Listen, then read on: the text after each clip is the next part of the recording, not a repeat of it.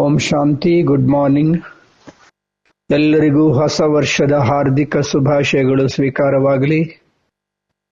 2026 ನಮ್ಮ ಜೀವನದಲ್ಲಿ ಹೊಸತನವನ್ನು ತರಲಿ. ಜೀವನ ಧನ್ಯವಾಗಲಿ, ಬಾಳು ಭವ್ಯವಾಗಲಿ.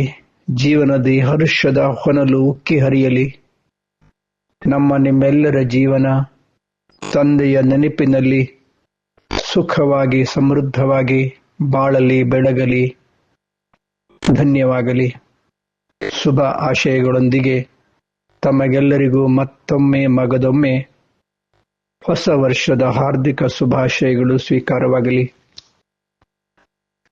ಈ ದಿನದ ಮುರುಳಿಯಲ್ಲಿ 5 ಮುಖ್ಯ ಬಿಂದುಗಳನ್ನು ನೆನಪಿಟ್ಕೊಳ್ಳೋಣ. ಮೊದಲನೇದಾಗಿ, ಮಧುರ ಮಕ್ಕಳೇ, ಶಿವ ತಂದೆಯನ್ನು ಮತ್ತು ಆಸ್ತಿಯನ್ನ ನೆನಪು ಮಾಡಿರಿ, ಆಗ ಸದಾ ರಿಫ್ರೆಶ್ ಆಗಿರ್ತೀರಿ ಅಂತ ಬಾಬಾ ಹೇಳ್ತಾರೆ.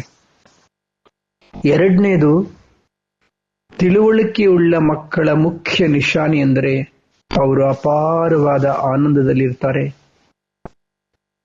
ಜ್ಞಾನವನ್ನು ಯಥಾರ್ಥವಾಗಿ ಅರ್ಥ ಮಾಡ್ಕೊಂಡ ಮೇಲೆ, ಸೃಷ್ಟಿಯ ನಾಟಕದ ರಹಸ್ಯವನ್ನ ತಿಳಿದುಕೊಂಡ ಮೇಲೆ ಆ ಮಕ್ಕಳು ಸದಾ ಕಾಲಕ್ಕೆ ಆನಂದವಾಗಿರ್ತಾರೆ ಅಂತ ಬಾಬಾ ಹೇಳ್ತಾರೆ. ಮೂರನೆಯದು, ಸರ್ವರಿಗೂ ಶಿವ ತಂದೆಯ ಸಂದೇಶವನ್ನ ನೀಡಿ ಎಲ್ಲರಿಗೂ ರಿಫ್ರೆಶ್ ಮಾಡಬೇಕು ಅಂತ ಬಾಬಾ ಹೇಳ್ತಾರೆ. ಆತ್ಮಿಕ ಸೇವೆಯಲ್ಲಿ ಎಂದೂ ಕೂಡ ಸುಸ್ತಾಗಬಾರದು, ನಾಚಿಕೊಳ್ಳಬಾರದು. ನಾಲ್ಕನೆಯದು, ಸಂಘಟನೆಯಲ್ಲಿ ಏಕಮತ ಮತ್ತು ಏಕರಸ ಸ್ಥಿತಿಯ ಮೂಲಕ ಸಫಲತೆಯನ್ನ ಪ್ರಾಪ್ತಿ ಮಾಡಿಕೊಳ್ಳುವಂತಹ ನಿಜವಾದ ಸ್ನೇಹಿಗಳಾಗಿರಿ ಅಂತ ಬಾಬಾ ಹೇಳ್ತಾರೆ. ಐದನೆಯದು, ಕರ್ಮ ಮತ್ತು ಯೋಗದ ಸಮತೋಲನದ ಮೂಲಕ ಸಫಲ ಯೋಗಿಗಳಾಗಿರಿ. ಕರ್ಮ ಮತ್ತು ಯೋಗದ ಸಮತೋಲನ ಇಟ್ಟುಕೊಳ್ತಕ್ಕಂಥವರೇ ಸಫಲ ಯೋಗಿಗಳು ಅಂತ ಬಾಬಾ ಹೇಳ್ತಾರೆ.